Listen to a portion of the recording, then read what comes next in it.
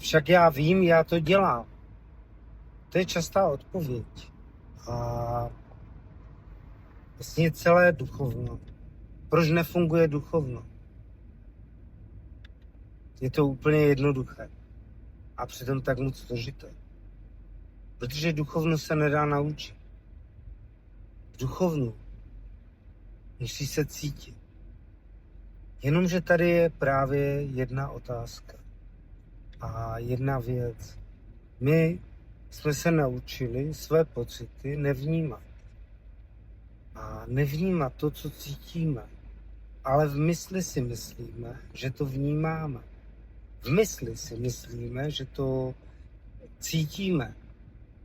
Ale de facto to necítíme.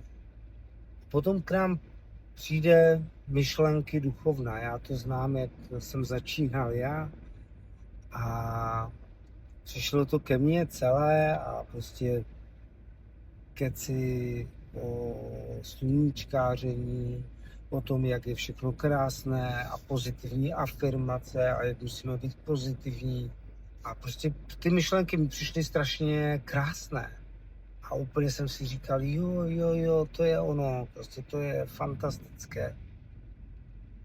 A začal jsem o tom mluvit.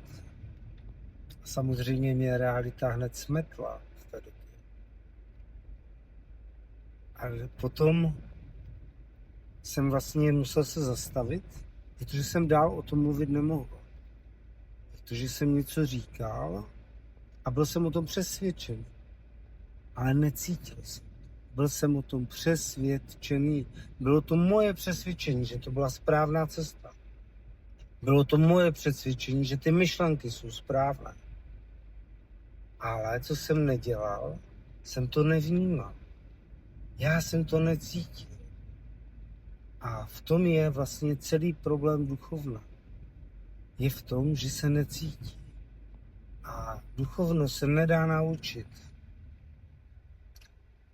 Vůbec se nedá naučit, vůbec se nedá přečíst. Můžete chodit na semináře, můžete chodit na workshopy, můžete číst knížky, můžete dělat cokoliv a nic vám to nepomůže. Dokud si nepřestanete lhát sami sobě. Lhát si sám sobě. To je vlastně obrovsky těžká věc. Já jsem na tom teďka pracoval, protože mi přišli 3 lidé po sobě. Jeden krásný člověk, nebo všichni byli krásní, já se mluvám.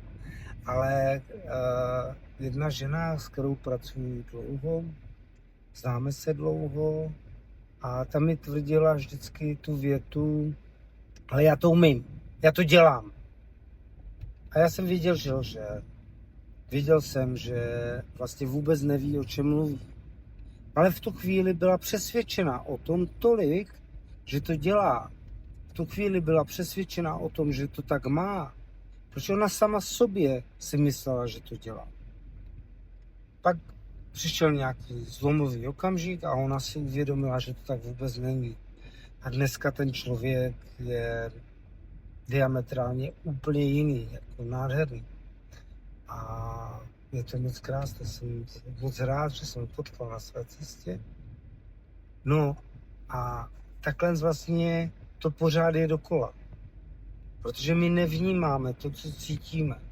Já jsem udělal takový test a ještě ho nemám.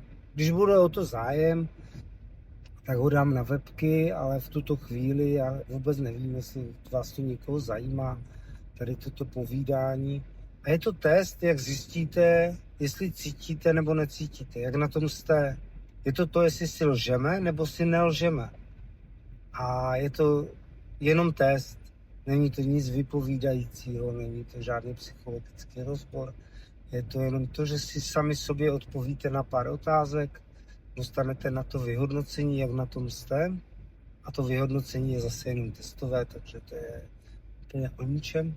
Ale nicméně jsem to dal dokupy vlastně proto, protože mi ti lidé chodí a nevnímají se, necítí se. A to krásné, to příjemné začíná až ve chvíli, kdy se začneme cítit. Ne kdy něco víme.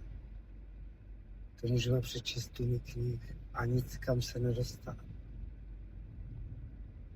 Připomnělo mi to 5 minut. Budu končit.